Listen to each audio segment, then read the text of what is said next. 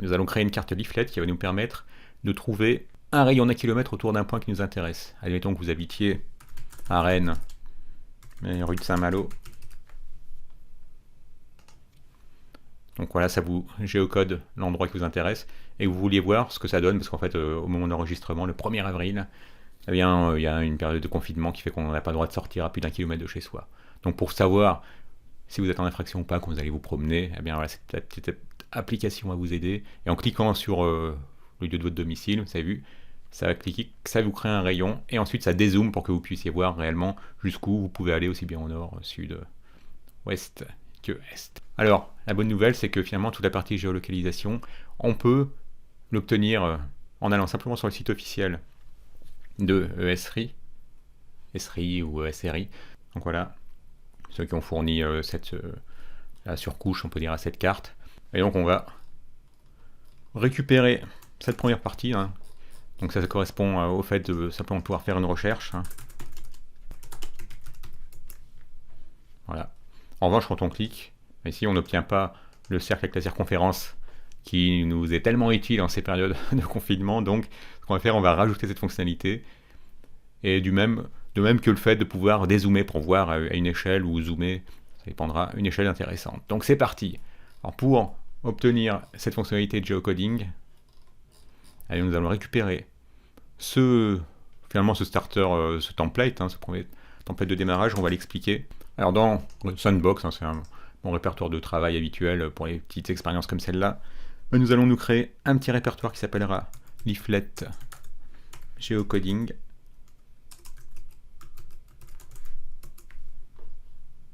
On va l'ouvrir avec Visual Studio Code et créer tout simplement un fichier index.html. Alors, au lieu de l'habituel point d'exclamation tab qui nous permet d'avoir un squelette de page HTML, on va utiliser le code qu'on a récupéré à l'instant, hein, qui nous permet simplement de géolocaliser, ce qui est déjà très bien. Mais bon, ce qu'on voudrait, c'est avoir en plus un rayon autour du point qu'on vient de géolocaliser, un rayon d'un kilomètre. Donc là, je vous explique rapidement, sont utilisés finalement des CDN hein, qui permettent de récupérer aussi bien Leaflet, la CSS de Leaflet en elle-même, hein, donc c'est un concurrent de Google Maps qui permet de dessiner des cartes. Et ensuite, pour pouvoir faire de la géolocalisation et pouvoir présenter les choses avec un certain aspect, hein, comme celui-ci, eh bien, il faut utiliser des layers. Bon, on utilise une qui a été proposée par Esri.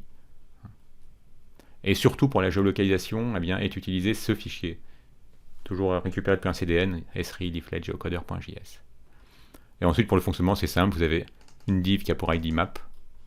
Et dans cette div qui a pour ID map, eh vous allez ajouter une carte simplement en disant qu'à l'aide de cet objet L qui propose la méthode map, vous dites qu'à l'endroit qui a pour ID map, vous voulez créer une map et que vous voulez la centrer sur un certain point.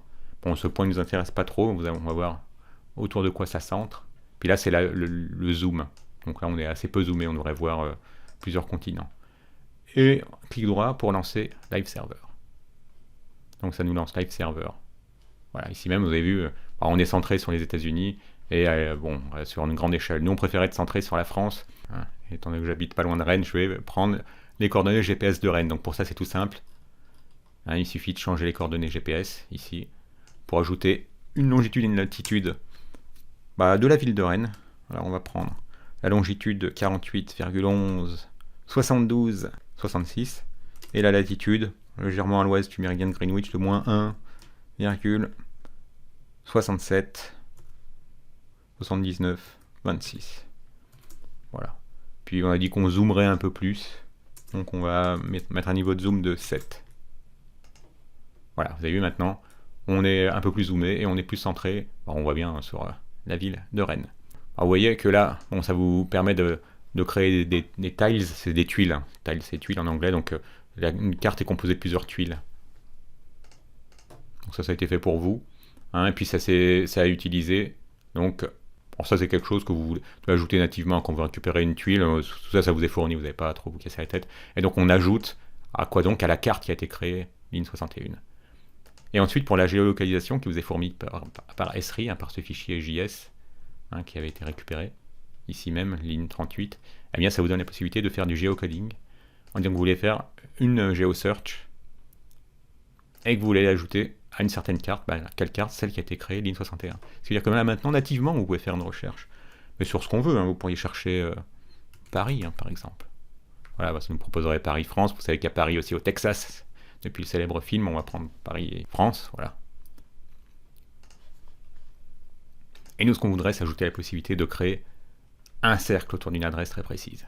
Et bien là, on peut voir que là, on a les résultats de la recherche qui sont récupérés ici même. Et ensuite, là, qu'est-ce qu'on reconnaît, ligne 72, ben, qu'il y a un event handler qui est positionné pour que, lorsque les résultats arrivent, on exécute ce callback. Hein, c'est du vanilla JavaScript, ce qui est le plus standard avec l'utilisation de callback. Et bien, quand les résultats sont disponibles, ils nous sont fournis ici sous forme de data. Alors ici, il y a un peu de ménage qui est fait, hein, vu le nom de la fonction, clear layers. Et ensuite, eh bien, on itère sur les résultats, hein, qui sont une propriété de data, et sont ajoutés à l'aide de cette méthode addLayer. Et bien quoi donc? Un marqueur, vous avez vu, ça se lit assez facilement. Et ce marqueur, eh bien, il a quoi donc? Eh bien, il a une latitude et une longitude. Donc nous, ce que nous allons faire, c'est déjà pour se faciliter la vie, eh bien, on va récupérer le résultat, hein, de ce qui est couramment itéré dans une variable result. Comme ça nous permettra d'utiliser à plusieurs reprises déjà ligne 76. Et tout simplement parce qu'on aimerait pouvoir ajouter des event handlers. Vous vous souvenez, on voudrait que quand on clique sur un marqueur, se dessine un cercle d'1 kilomètre de rayon. Et pour ça donc, ce qu'on va faire, on va se créer un tableau de marqueurs. Vous vous souvenez, il peut y avoir plusieurs villes qui ont le même nom, hein. Je reprends l'exemple de Paris, à Paris en France, Paris au Texas. Donc on va se créer des marqueurs, un tableau qui contiendra tous les marqueurs.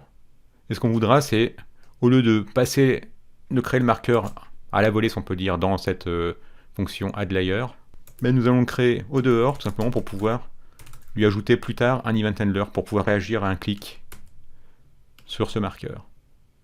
Et donc c'est ici qu'on voudra récupérer notre marqueur, si bien qu'on pourra ensuite le passer, là c'est que de la refactorisation, on pourra le passer donc à ce addLayer, mais surtout on pourra l'ajouter à notre tableau de marqueurs, en utilisant simplement un spread operator pour dire qu'on reprend tous les marqueurs qui étaient déjà dans le tableau pour ajouter celui qui a été créé ligne 77. Bon, également var, hein, c'est passé de mode. Ah, ça va être du const. Et là on laisse let tout simplement parce que ici on change la valeur. Donc si on avait laissé const, on dirait vous pouvez pas réaffecter une valeur à une const. C'est pour ça qu'on a mis let. Et maintenant ce qu'on va faire, ça va être un simple petit console.log pour voir notre tableau de marqueurs afin de voir comment on pourra récupérer les données qui nous intéressent. Allez, on va dire que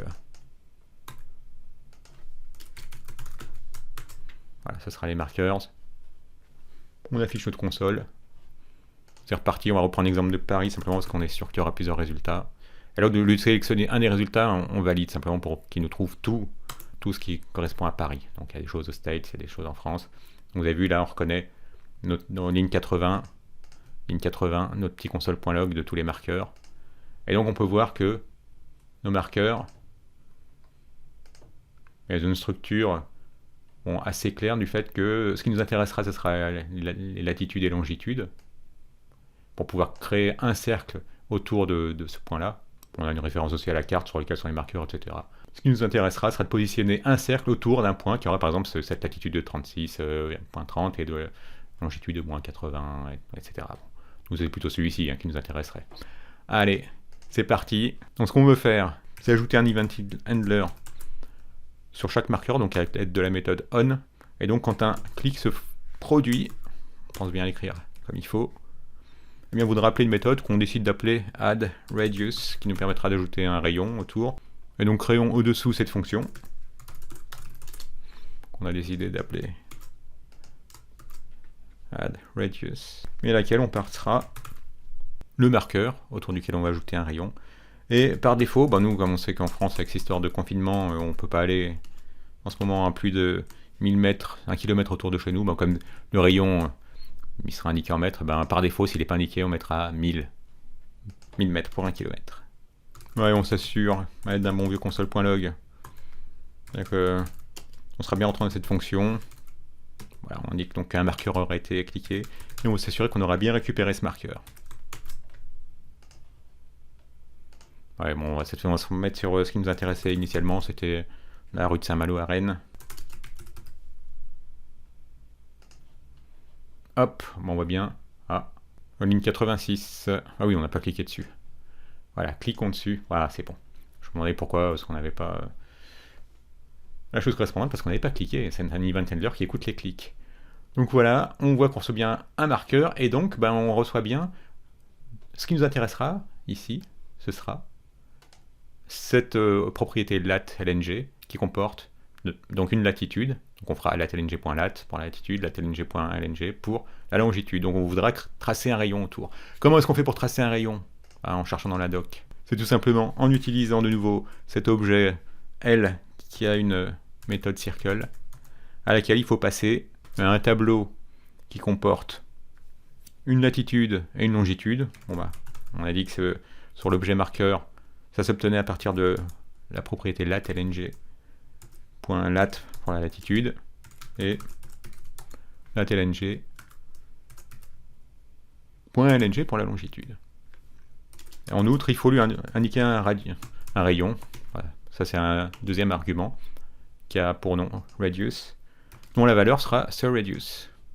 Donc, ça fait un radius de radius. Et comme vous savez, quand ECMAScript, depuis la version 2015, eh bien, quand le nom d'une propriété et le nom de la fonction qui contient la valeur sont les mêmes, on peut simplifier en utilisant cette forme raccourcie. Voilà, en mettant que radius plutôt que radius de point radius. Donc ça nous crée un cercle. Donc on va le récupérer dans une petite constante. Et ensuite, ce qu'on va faire, eh bien, on va l'ajouter à notre carte.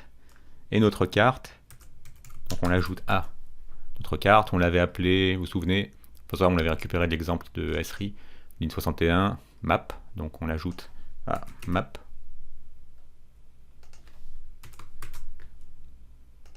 C'est reparti. Rennes. Saint-Malo. On veut la rue de Saint-Malo. On clique dessus. Et hop, ça nous crée un cercle. On sait que ça a marché. Mais bon, alors surtout là que j'enregistre avec une grosse police, donc c'est pas très pratique. Donc il faut dézoomer pour voir ce que recouvre ce rayon d'un kilomètre. C'est pas très pratique. Mais heureusement, en fouillant un peu dans la doc, on se rend compte qu'il est possible de contrôler le zoom programmatiquement, pas uniquement comme on le fait avec les boutons. Et pour ça, eh bien, il suffit d'utiliser cette méthode map.setZoom, la méthode setZoom. Alors, après avoir fait des essais hors caméra, le niveau de zoom qui nous intéressera sera un zoom de 14, il faut que ce soit assez zoomé pour voir en détail jusqu'où on peut aller. Et donc au bout de... Allez, on va utiliser un bon vieux set timeout. On va dire qu'au bout de... Allez, 1 seconde 5, donc 1500 millisecondes, eh bien on voudra avoir un niveau de zoom à l'aide de map.setZoom. Donc on voudra avoir un niveau de zoom de 14. Ça de nouveau, je ne vais pas deviner, c'est en faisant des essais erreur caméra. Donc au bout de 1 seconde et demie, eh bien ça nous zoomera à ce niveau de zoom là. Donc on cherche toujours à Rennes, la rue de Saint-Malo. On la trouve. On clique dessus, ça nous dessine un cercle, au bout d'1 seconde et demie, ça dézoome à un niveau qui nous permet de voir précisément jusqu'où on peut aller. Alors voilà, vous avez vu tout l'intérêt de la chose. Bien d'une part, on essaie d'utiliser cette alternative à Google Maps qui est Leaflet. L'autre intérêt, c'est de pouvoir partir d'exemples existants. Par exemple, pour le géocoding, en cherchant un peu, on s'est rendu compte qu'il y avait cet exemple qui existait, proposé par Esri, donc qui permet nativement de bénéficier de cette fonction de recherche. Et ensuite, ce qui nous manquait, pour le contexte de notre application en période de confinement, pour pouvoir trouver jusqu'où on a le droit d'aller, donc 1 km autour de chez soi, il fallait pouvoir tracer un cercle. Ça s'est fait à l'aide de la méthode circle, qui prend en paramètre donc ce tableau qui comporte une latitude et une longitude, et dire qu'on veut tracer un rayon par défaut, si on n'indiquait pas de valeur, ce serait 1000 mètres. Alors c'est ce qu'on a fait, on n'a pas passé de deuxième valeur, on s'est contenté de passer à add radius, eh bien ce marqueur. Et ce qui est important également de garder à l'esprit, c'est que vous pouvez ensuite réorganiser le code qui vous a été fourni, pour pouvoir, c'est pour ça qu'on a extrait ce marqueur de leur méthode sur laquelle ils ajoutaient directement le marqueur. Donc on l'a mis dans sa propre constante, ce qui nous a permis ensuite d'ajouter, à l'aide de ce on, un event handler sur le clic. Donc lorsqu'un clic se produit sur le marqueur, on veut appeler cette fonction. Et enfin, une fois qu'on a trouvé eh bien, à l'aide de L-Circle, la façon de pouvoir créer un cercle, on voulait changer le niveau de zoom. Ça se fait tout simplement à l'aide de la méthode setZoom qui est fournie par l'objet map. Donc, de nouveau, en fonction des circonstances qu'on vit, c'est pas forcément les plus joyeuses, mais en tout cas, voilà, ça donnait cette idée d'application. Le contexte historique, si on peut dire, nous a donné cette idée d'application pour créer rapidement un petit prototype. Alors, si vous avez d'autres idées autour des cartes, eh bien, n'hésitez pas à les proposer en commentaire. Si vous allez en faire quelque chose, peut-être l'adapter à une appli de smartphone, vous pourriez très bien faire ça. Ensuite, pouvoir utiliser cette application sur un smartphone, utiliser des API natives fournies qui vous permettent de connaître la position, les coordonnées GPS, et faire en sorte, par exemple, que quand vous sortez du bord, que vous ayez une alerte qui vous dit sur votre téléphone, attention, vous êtes en train de sortir du périmètre de 1 km autour de chez vous. Alors, vous avez vu, ensuite, il y a d'autres possibilités, donc s'il y a d'autres fonctionnalités, vous pourriez facilement créer